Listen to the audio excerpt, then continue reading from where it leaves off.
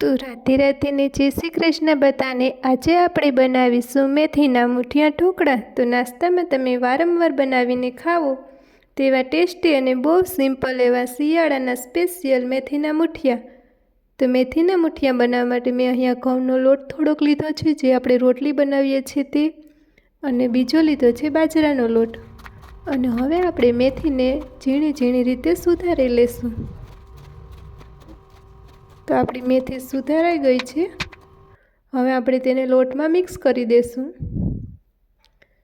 પછી આપણે ડુંગળી સુધારી લેશું। ડુંગળીને પણ આપણે ઝીણી ઝીણી સુધારી લેવાની છે।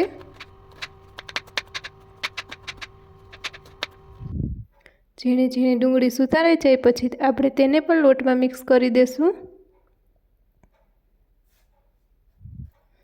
હવે આપણે લાલ મરચું સુધારવાનું છે। લાલ મરચું મેં અહીંયા એક જ લીધું છે, કારણ કે તે બહુ તીખા હોય છે। પછી આપણે એક ટમેટું સુધારી લેશું। ટમેટું પણ ઝીણું ઝીણું આપણે સુધારી લેવાનું છે।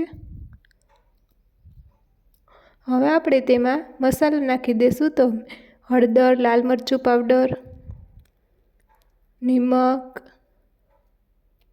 ધાણા જીરું પાવડર, હિંગ,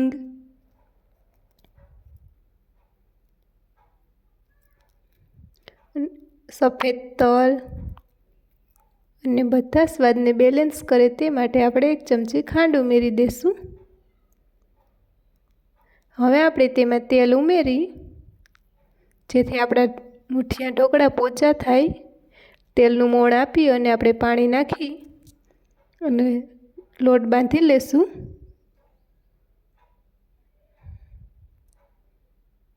આ રીતના આપણો સરસ મજાનો લોટ બંધાઈ ગયો છે। આ હાથની વડે આ રીતના આપણે મૂઠિયા બનાવી લેશું। આ રીતના આપણા મૂઠિયા બનાવી અને આપણે ડીશમાં મૂકતા જશું। તો બધા મૂઠિયા બની ગયા છે।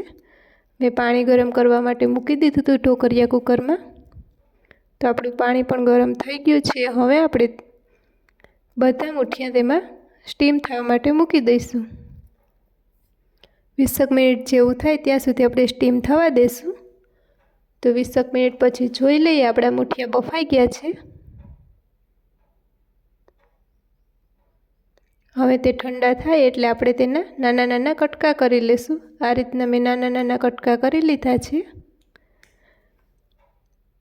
હવે આપણે વઘાર માટે એક કડાઈમાં તેલ લઈ લઈશું।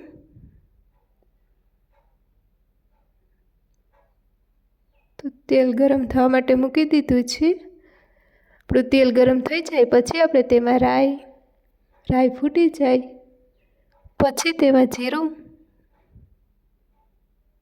હિંગ અને મીઠા લીમડાના પાન અને સફેદ તલ ઉમેરી અને આપણા ઢોકળા ઉમેરી દઈશું।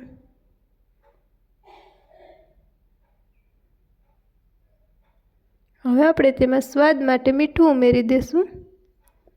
તે બધાને મિક્સ કરી લેશું। પછી થોડુંક એવું લાલ મરચું પાવડર ઉમેરી બધા ઢોકળા મિક્સ કરી દઈશું।